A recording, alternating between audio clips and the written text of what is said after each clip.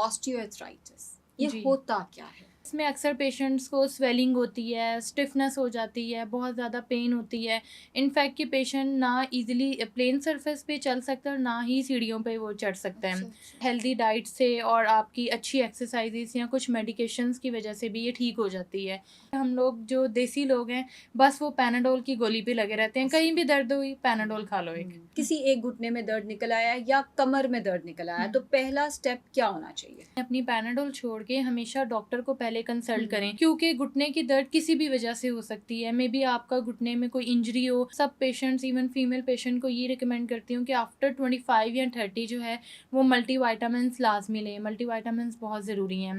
अस्सलाम वालेकुम। घुटनों के मसले, कमर के मसले, दर्दें रहना, चल फिर ना पाना, बुढ़ापे में नी रिप्लेसमेंट सजेस्ट कर दिया जाना, हर वक़्त जिस्म का दुखना, ये वो मसले मसाइल हैं जो अक्सर लोग मेरे पास लेकर आते हैं, और ये स्पेशली कॉमन होते हैं फ़ीमेल्स के अंदर, जिसकी वजह से उनकी फ़िज़िकल एक्टिविटी डिस्टर्ब हो रही होती है, वो घर के काम नहीं कर पा रही, बुढ़ापे में वो चल नहीं पा रही, और कई लोग तो कहते हैं कि हमसे नमाज़ नहीं पढ़ी जा रही, हमारा सबसे बड़ा दुःख ये है। क्या वजूहात होती हैं इन बीमारियों की, क्या कहते हैं इनको? सबसे पहले तो हम ये आज पता करेंगे, एंड कैसे इसको मैनेज किया जा सकता है, क्या इसका ट्रीटमेंट हो सकता है, क्या घुटने बदलवाना ही सारा इलाज हो जाता है? ये सारा कुछ आज के इस पॉडकास्ट में मैं डिस्कस करूँगी, और मेरे साथ मौजूद हैं डॉक्टर शफ़क़ अख्तर, जो कि हमें गाइड करेंगी कि हमने इन बीमारियों से बचना कैसे और लड़ना कैसे, अगर खुदा ना ख़ास्ता ये मसला किसी को हो गया है। अस्सलाम वालेकुम डॉक्टर शफ़क़। जी, वालेकुम अस्सलाम। डॉक्टर शफ़क़, सबसे पहले तो मुझे ये बताएँ, ये ऑस्टियोआर्थराइटिस, ये जी। होता क्या है? ऑस्टियोआर्थराइटिस जो है वो बेसिकली नी की एक कंडीशन है, जिसमें आपका जो नी जॉइंट है वो अफेक्ट होता है डीजनरेटिव चेंजेस की वजह से, ठीक है। और इसमें अक्सर पेशेंट्स को स्वेलिंग होती है, स्टिफनेस हो जाती है, बहुत ज़्यादा पेन होती है। इनफैक्ट कि पेशेंट ना इजीली प्लेन सरफेस पे चल सकता है और ना ही सीढ़ियों पे वो चढ़ सकता है। अच्छा, अच्छा। और मतलब ये बहुत बैड कंडीशन होती है। इसकी बेसिकली 4 स्टेजेस हैं ऑस्टियोआर्थराइटिस की। जो पहली 2 और इवन तीसरी भी समहाउ स्टेजेस जो हैं, वो आपकी हेल्दी डाइट से और आपकी अच्छी एक्सरसाइज़ेज़ या कुछ मेडिकेशंस की वजह से भी ये ठीक हो जाती है। लेकिन जो 4th स्टेज है उसका अल्टीमेटली जो हल है वो सर्जरी ही है। अच्छा। तो मैं हमेशा ये बोलती हूँ कि अगर आपको थोड़ा-सा भी घुटने में कोई प्रॉब्लम होता है या इश्यू होता है तो हमेशा डॉक्टर को कंसल्ट करो, अपने एक्स-रेज़ करवाओ। बाज़ औक़ात ऐसे होता है कि हम लोग जो देसी लोग हैं, बस वो पैनाडोल की गोली पे लगे रहते हैं, कहीं भी दर्द हुई पैनाडोल खा लो एक।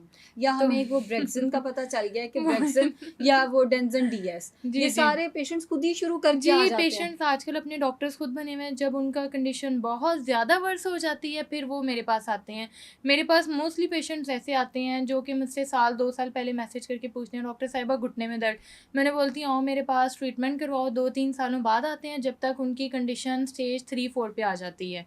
तो मतलब हुँ। अपनी हेल्थ का सबसे ज़्यादा ध्यान रखना चाहिए, हेल्थ के बिल्कुल। आगे कुछ नहीं है। और मैं सबको यही कहना चाहूँगी कि प्लीज़ अपने डॉक्टर बनना बंद कर हाँ, दें। बिल्कुल ऐसा ही है। तो डॉक्टर साहिबा, मुझे ये बताइए कि अगर किसी को घुटने में दर्द है, हुँ, सबसे पहले उसे क्या करना चाहिए? अगर हुँ, किसी एक घुटने में दर्द निकल आया या कमर में दर्द निकल आया, हुँ। तो पहला स्टेप क्या होना चाहिए? अगर आपको कमर में या घुटने में कहीं पे भी दर्द हो रहा है, बराए मेहरबानी अपनी पैनाडोल छोड़ के हमेशा डॉक्टर को पहले कंसल्ट हुँ। करें, क्योंकि घुटने की दर्द किसी भी वजह से हो सकती है। मे बी आपका घुटने में कोई इंजरी हो, मे बी आपके डीजनरेटिव चेंजेस हो रहे हों। और मोस्टली जो घुटनों का प्रॉब्लम आता है वो औरतों में ज़्यादा है um, as um. Compare to mens, ठीक है। क्योंकि औरतों में मैंने अभी तक जितने भी मोस्टली मैंने पेशेंट देखे हैं ऑस्टियोआर्थराइटिस के, वो ज़्यादा औरतें ही होती है। ऑस्टियोआर्थराइटिस मोस्ट कॉमन नीज़ में होता है, ये स्पाइन में भी होता है, हैंड में भी हो जाता है, हिप्स में भी होता है ऑस्टियोआर्थराइटिस। लेकिन जो नी है वो पाकिस्तान में क्या ऑल ओवर द वर्ल्ड ये कॉमन प्रॉब्लम है बिल्कुल ऑस्टियोआर्थराइटिस। ठीक है। और ये किस उम्र में होता है? जैसे अगर मैं अभी 31 हुँ, की हूँ और मेरे घुटनों में अक्सर गाड़ी चलाते हुए ना मुझे लगता है मेरा घुटना थोड़ा स्टिफ़ हो गया है, तो क्या हुँ। मुझे भी हो सकता है ऑस्टियोआर्थराइटिस? नहीं, मेरा नहीं ख़्याल कि इतनी अर्ली एज में आपको हो सकता है, क्योंकि जैसा कि हमारे बहुत कैल्शियम अवेयरनेस भी आती है कि औरतों को चाहिए अपनी बोन बिल्कुल स्ट्रॉन्ग ऐसा ही है। रखें। पाकिस्तान में इतनी हेल्दी डाइट नहीं है जो हम खाते हैं। और मैं सब पेशेंट्स, इवन फीमेल पेशेंट को ये रिकमेंड करती हूँ कि आफ्टर 25 या 30 जो है वो मल्टीविटामिन्स लाज़मी लें। मल्टीविटामिन्स बहुत ज़रूरी हैं। हुँ। और ये जो कंडीशन है मोस्टली जो रिसर्च के अकॉर्डिंग ये कंडीशन स्टार्ट होती है 45 टू 50 इयर्स प्लस औरतों अच्छा। में। पाकिस्तान में 70 टू 80% औरतें इस इफ़ेक्ट हो रही हैं बिल्कुल ऑस्टियोआर्थराइटिस से। सही। क्योंकि लोगों में हुँ। अवेयरनेस नहीं है ना कि मेनोपॉज़ के बाद कैल्शियम एब्ज़ॉर्ब नहीं या हो सकता, वो टाइम पे कैल्शियम लेते नहीं हैं आई तो उसकी बिलीव वज़ह कि से। कैल्शियम तो आपको स्टार्टिंग में ही लेते रहना चाहिए। बिल्कुल कैल्शियम ऐसे ही है। हम औरतों के लिए बहुत ज़्यादा ज़रूरी है। हुँ, इवन मैं देख रही थी कुछ दिन पहले ना एक वो हमारे कुछ पाकिस्तानी सेलिब्रिटीज़ हैं, उन्होंने भी बड़ी अवेयरनेस दी हुई थी कैल्शियम पे कि औरतों को ज़बरदस्त। कैल्शियम इनटेक लाज़मी करना चाहिए। ज़बरदस्त, असल में हमारी ना प्रायोरिटीज़ भी डिफरेंट होती हैं। जैसे हुँ। कई दफ़ा अभी कल ही मेरी पेशेंट से बात हो रही थी and she was telling me doctor ने मुझे विटामिन डी, कैल्शियम दिया हुँ। हुआ है बट मैं लेना ही भूल जाती हूँ।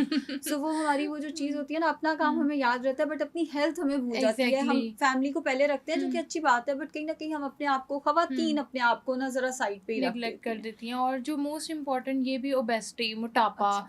मैं ये कहूँगी कि क्योंकि जो आपके घुटने होते हैं ना, आपका वेट बेयरिंग जॉइंट है, आपकी पूरी बॉडी का वेट आपके घुटने पे आना है, ठीक है? हुँ, अगर आप मोटे होंगे, मोटापा होगा आप पे, तो ज़ाहिर-सी बात है आपके जो जॉइंट है जब उस पे इतना ज़्यादा वेट पड़ रहा है तो वो भी फिर घिसने ही हैं आहिस्ता-आहिस्ता। बिल्कुल ठीक है। वो भी इफ़ेक्ट होता है।